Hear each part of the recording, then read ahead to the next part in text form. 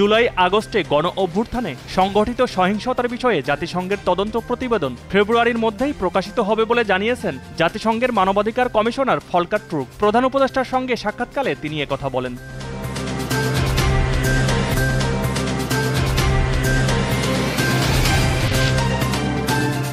কাশিমপুর কারাগার থেকে একে একে মুক্তি পাচ্ছেন বিস্ফোরক মামলায় জামিন পাওয়া বিডিআর সদস্যরা। সকালে মোট 168 জনকে মুক্তি দেওয়া হয়।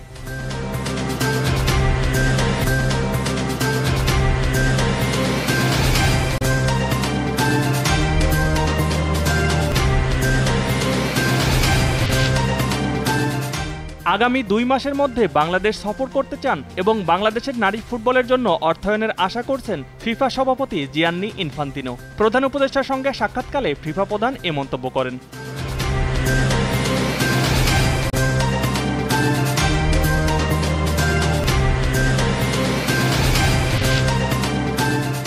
ভারতের মহারাষ্ট্রে যাত্রীবাহী একটি ট্রেনে আগুনের গুজবে প্রাণ বাঁচাতে লাফিয়ে পড়া যাত্রীদের পিষে গেছে অন্য একটি ট্রেন।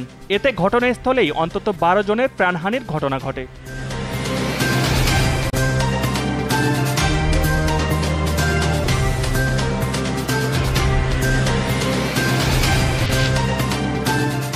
উয়েফা চ্যাম্পিয়ন্স লিগে ম্যানচেস্টার সিটির বিপক্ষে 2 গোলে পিছিয়ে থেকেও দারুণ খেলেছে পিএসজি। গার্দিওলা শিষ্যদের 4-2 গোলে হারিয়ে শেষ 16-র আশা দারুণভাবে বাঁচিয়ে রেখেছে প্যারিসের ক্লাবটি।